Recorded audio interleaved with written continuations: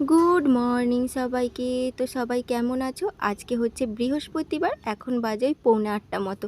এখন কিন্তু আমার কোনো কাজবাজি হয়নি বা চা খাওয়া হয়নি। সকালে আমি ওপরে এসেছিলাম আর আসার পর দেখি মা খুব সুন্দর করে পুজো দিয়েছে। আজকে বৃহস্পতিবার আর পুজো তো দিতেই হবে। আর দেখো মানে গাছে অনেক পরিমাণে ফুল ফুটেছিল জানো তো, আর অনেকগুলো ফুলও পেয়েছে। আর ফুল টুল দিয়ে পুজো দিলে মনটাও ভীষণ শান্তি হয়। আর দেখতেই পেলে কতগুলো জবা ফুল ফুটেছে, দারুণ দেখতে লাগছিল, তাই তোমাদেরকেও একটু দেখিয়ে দিলাম। যাই হোক, আবার নিচে চলে এসেছি। নিচে এসে সকালের কাজকর্ম শুরু করে দিয়েছি। আর দেখো এখানে আমি উঠোনটাও ঝাঁট দিয়ে নিচ্ছি। আর এইসব কাজগুলো না আমার করতে লাগে না, কেন বলো তো, আমি করিও না কোনো দিনও। আর মা করে, আর না হলে কাকিমা করে।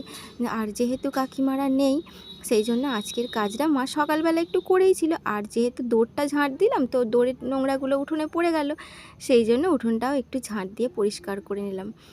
আর দেখো এখানে চলে এসেছি ঘর মোছার জন্য। আর বন্ধুরা, এত পরিমাণে গরম, বেশ দুদিন জল হচ্ছিল, এত সুন্দর পরিবেশটা ছিল না। আর এখন দেখো এত গরম হচ্ছে, মানে কিছু করতেই ইচ্ছাই যাচ্ছে না। কিন্তু সংসারের কাজগুলো তো করতেই হবে, বসে থাকলে চলবে না। তাই আমিও দেরি না করে সব কিছু গুছিয়ে নিচ্ছি। আর তাড়াহুড়ো করেই সকালবেলাটা করতে হয়। আর ছেলেরাও স্কুলে চলে গেছে। আর যদি তাড়াতাড়ি চলে আসে জানো, আমাকে আর কিছু করতে দেবে না। তারপরে ওদেরকে খেতে দিতে, তারপর ওদের বায়না টায়না মেটাতে, সব কিছু করতে, গুছিয়ে টুছিয়ে উঠতে না সে অনেকটা বেলা রান্না হয়ে যায়। মানে আর এত গরমে মানে অনেক বেলায় রান্না করতে একদমই ভালো লাগে না। কিন্তু কি করব, দুটো ছেলেকে নিয়ে সামলে পেরে উঠি না সব সময়। যাই হোক, দেখো আমি এখন চলে এসেছি পুকুর ঘাটে বাসন মাজার জন্য। আজকে যেহেতু বললামই বৃহস্পতিবার, আজকে অনেক এক্সট্রা বাসন থাকে মাজার জন্য। যেহেতু আজকে আমাদের নিরামিষ, সেই জন্য সমস্ত কিছু ধুয়ে টুয়ে পরিষ্কার করে আবার করতে হয়। আমি কিন্তু এই সব এক্সট্রা বাসনগুলো শুধুমাত্র বৃহস্পতিবারেই ধুই। যেমন ওই রুটি বেলন চাকতি, তারপরে ওই সাঁড়াশি, এগুলো সব আমি বৃহস্পতিবার করেই ধুই। আর এগুলো তো চায়ের টায়ের বাসন অনেক কিছু সব জমা হয়ে গিয়েছিলো, সেইগুলোই সব মেজে ধুয়ে পরিষ্কার করে নিচ্ছি। আর আজকে গামলাটাও পুরো নিয়ে চলে এসেছি, গামলাটাকেও পুরো মেজে নেব। আর এই গামলাটাকেও প্রত্যেক দিন জল দিয়ে ধুয়ে নেওয়া হয়, আর বৃহস্পতিবারে শুধু মেজে টেজে পরিষ্কার করে নেওয়া হয়। আর এখন দেখো বন্ধুরা, জলটা কত পরিষ্কার রয়েছে, আর এত সুন্দর জল যেন মনে হয় নেমে পড়ি। কিন্তু দুপুরের পর জানো জলটা এত খারাপ অবস্থা হয়ে যায় না, পুরো পুরো শ্যাওলা শ্যাওলা মতো হয়ে যায়। শ্যাওলাগুলো এখন সব ধারে জমা হয়ে আছে। আর পরিষ্কার আর রৌদ্রটা পড়েছে, জলটা মানে অপূর্ব দেখতে লাগছিল। যাই হোক, আমি দেখো একেবারে ঘাটেতে কাপড় জামা যেগুলো কাচবো সেগুলো সব নিয়ে আর বাসন নিয়ে একেবারে চলে আসি, কিন্তু বারবার না হলে আসতে হবে। আর এগুলো সকাল সকাল মেখে দিয়েছিলাম উঠে। ওখানে গামছা টামছা কিছু আছে, গামছাগুলো কি বলো তো রোজের কাচা হয়, তবুও তো মানে একটা গায়ে হাতে আমরা সব মাখি, একটা তেল চিটচিট ব্যাপার থাকে। সেই জন্য এটা গরম জল করে সকালবেলা সব গামছাগুলো, আমার নাইটি সব কিছু মানে মেখে রেখেছিলাম। আর এখন সমস্ত কিছু কেচে টেচে পরিষ্কার করে নিচ্ছি। আর এই যে আমার সব কাঁচা টাচাও হয়ে গেছে। আর এখানে দেখো আমি সমস্ত কল থেকে জল নিয়ে চলে এসেছি, আর সমস্ত বাসনগুলো এই কলের জলেই ধুয়ে নিচ্ছি। দেখো বন্ধুরা, আমাদের কিন্তু মানে এইটাই বেশি কষ্ট, মানে বাইরে থেকে সব জল এনে সব কিছু করা। সারাদিনে যে কত জল তুলতে হয় গো, তোমাদের কি বলবো। তবুও জানো আমি এইখানেই সুখী, কারণ আমি সংসারটাকে ভীষণ ভালোবাসি। আর সংসারটা তো আমাদেরকেই সুন্দর করে উঠতে হবে। ওই যে কথায় আছে না, সংসার সুখের হয় রমণীর গুণে, সেরকমই ব্যাপার। সংসারটাকে সুন্দর করে রাখি বলেই সেই জন্য মানে আমি কাজগুলোকেও এত ভালোবেসে করে ফেলি। এই গরমে প্রচণ্ড কষ্ট হচ্ছিল, তাই সকাল সকাল স্নানটাও করে নিয়েছি। আর দেখো স্নান করে পুরো একদম রান্নাঘরে চলে এসেছি। এখানে বানাবো হচ্ছে সিমুই।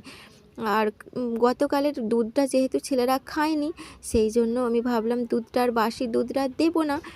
সেই জন্য, আর ফ্রিজেও ছিল যেহেতু, তবুও আমার একটু সিমুই খেতে ইচ্ছা করছিল। আর এটা মিষ্টি মিষ্টি কিছু করলে, মানে সিমুই একটু পাতলা পাতলা করে করলে মানে ছেলেরাও খেতে পারবে। সেই জন্য ভাবলাম যে দুধটা আর নষ্ট করব না, তার জন্য সিমুই করে নিই। আর ওদিকে কিন্তু আমি দুধটা জাল দিয়েই রাখছিলাম। এবার ওই দুধটাকে নিয়ে গিয়ে ইন্ডাকশানে চাপিয়ে দেব। আর এদিকে হতে হতে ওদিকে আবার রান্নাটাও বসিয়ে দেব। এরকম করে গুছিয়ে তাড়াতাড়ি করে কাজ করতে হবে, না হলে তো আবার অনেকটাই দেরি হয়ে যাবে।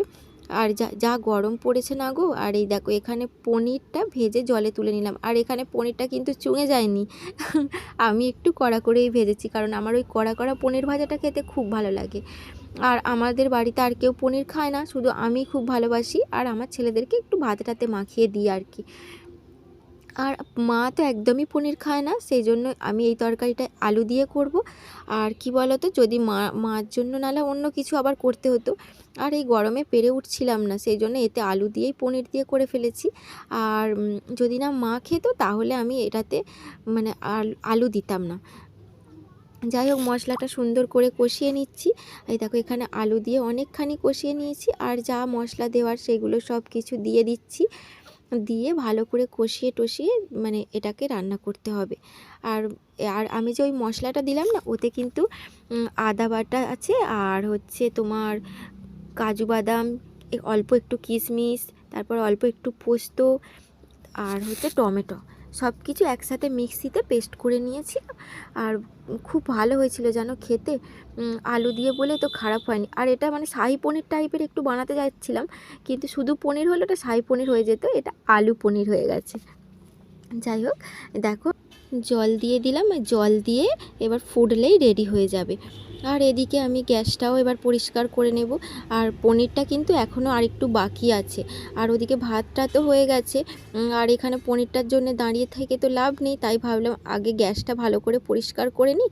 তরকারিটা নামিয়ে আলু টালু মোটামুটি সেদ্ধ হয়ে গেছে, আর একটুখানি ফুটবে, তার আগে ভাবলাম যে জল টল আনতে যেতে হবে, সেই জন্য ভাবলাম গ্যাস ট্যাস মুছে, আর তো মানে তরকারির কিছু পড়ার নেই, খালি ফুটলেই হয়ে যাবে, তাই ভাবলাম গ্যাসটা মুছে টুছে আমি তরকারিটা আস্তে আস্তে বসিয়ে দিয়ে জল টলগুলো নিয়ে চলে আসব। তাহলে মানে আমার আর দাঁড়িয়ে থাকতেও হবে না, আর কাজটারও সুবিধে হবে। দেখো ওখানে মানে আজকে আমি প্রত্যেক দিনই তো গ্যাস ওই স্কচ ব্রাইট দিয়ে মুছি, আজকে একটু ভালো করে মানে বৃহস্পতিবারটা আর কি ভালো করে সাবান টাবান দিয়ে সব কিছু মোছা হয়, দেখতেই পেলে। দেখো এখন আবার একটু মানে লেবুর জল করে নিয়েছি, আর এটা বাতাসা দিয়ে করেছি। এত গরম পড়েছে, আর সেটা মায়ের আর আমার দুটো বাবুর জন্য ওদেরকে দিয়ে আসছি, দিয়ে এসে তারপরে আমি খাবো। আর ওদিকে তো আমার জল টল সব আনা হয়ে গেছে, আর এখানে এসে দেখি পনিরটাও হয়ে গেছে, এখানে গরম মশলাও দিয়ে দিলাম।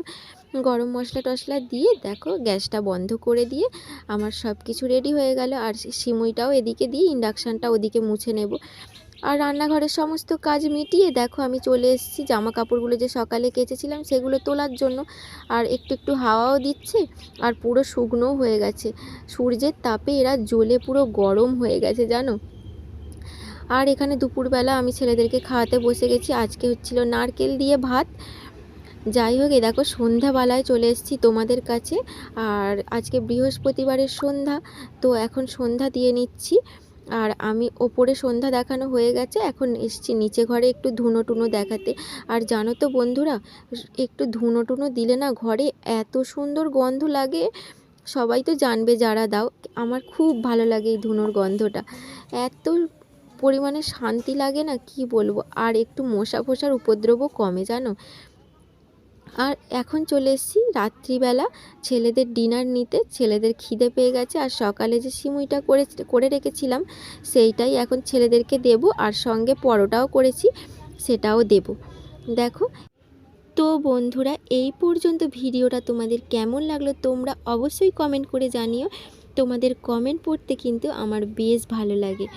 যাই হোক, তাহলে ভিডিওটা এখানেই শেষ করছি, তোমরা সবাই সাবস্ক্রাইব করে পাশে থেকো, আর লাইক কমেন্ট করতে ভুলো না।